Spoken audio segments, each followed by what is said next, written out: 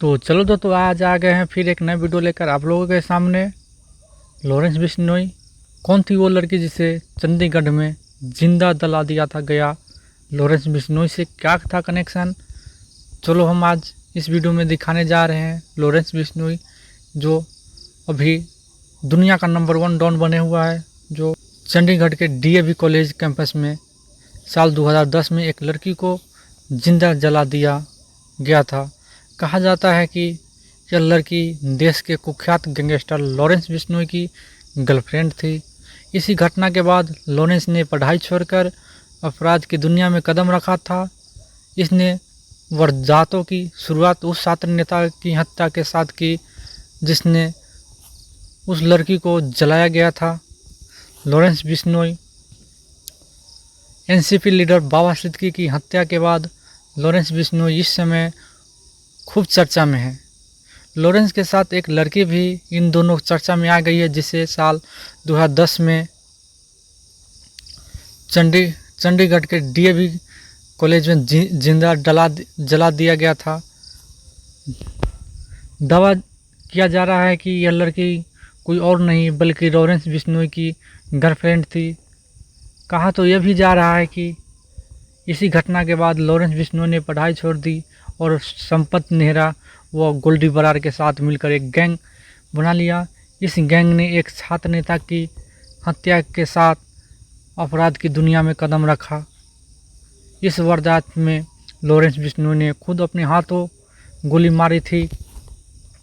इस प्रसंग में हम उस लड़की और उस घटना की जिक्र करेंगे जबकि वजह से लॉरेंस की पूरी ज़िंदगी ही बदल गई। बता दें कि लॉरेंस बिश्नोई का जन्म पंजाब में फिरोजपुर के एक संभ्रांत किसान परिवार में हुआ था। उनके पिता हरियाणा पुलिस में कांस्टेबल थे। हालांकि कुछ ही दिनों के बाद उन्होंने पुलिस की नौकरी छोड़कर खेतीबाड़ी का काम शुरू कर दिया था। लॉरेंस महज 4 या 5 साल का रहा होगा तब जब उसके पिता ने आबोहर के एक कॉन्वेंट स्कूल में उसका एडमिशन कराया। यहाँ लॉरेंस के ही क्लास में पढ़ने वाली एक लड़की से उसकी नज़दीकियाँ हो गई। दूसरे गुट ने लड़की को जिंदा जला दिया था। 12वीं कक्षा तक साथ में पढ़ाई करने के बाद संयोग से दोनों के पिता ने उनके एडमिशन चंडीगढ़ के डीएवी कॉलेज में करा दिया। यहाँ पढ़ाई के दौरान लॉरेंस को राजनीति का चस्का लग गया और छात्र संघ के चुनाव में उतर गया। इस चुनाव में लॉरेंस के लिए कन्वेंसिंग में यह लड़की सबसे आगे रहती थी।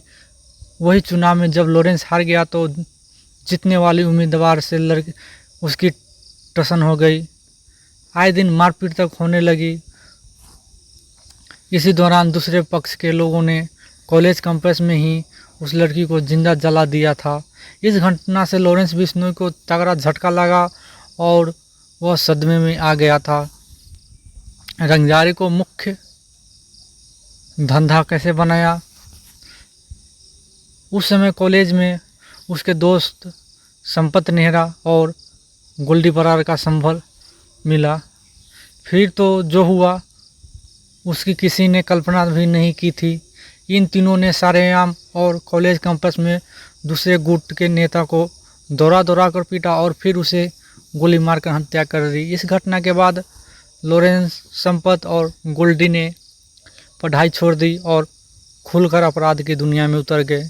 इन तीनों ने रंगदारी को मुख्य धंधा बना लिया। जो भी उद्योगपति रंगदारी देने से माना करते उन्हें पहले वे धमकी देते और फिर दिन दहाड़े अगवा कर हत्या करने लगे।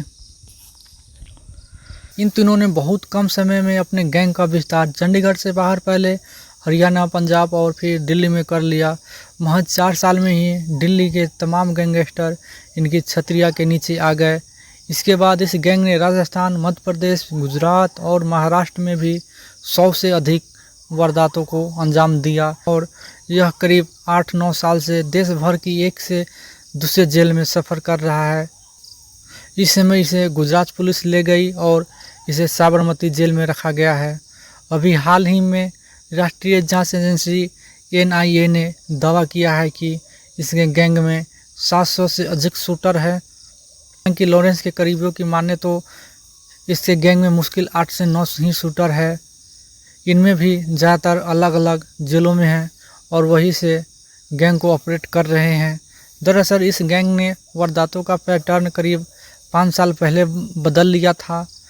तब इस गैंग के लोग खुद किसी वारदात को अंजाम देने के बजाय अलग अलग स्थानों पर नए शूटर हायर करते हैं।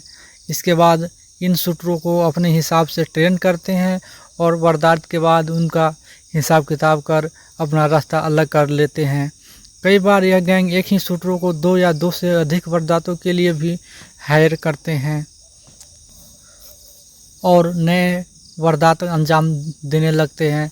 इसी वजह से हमेशा कुछ न कुछ करने के बजाय लॉरेंस के गैंग ने और लॉरेंस बिश्नोई। तो चलो दोस्तों, आज की वीडियो में इतना ही रहने देते हैं। तो थैंक यू सो मच।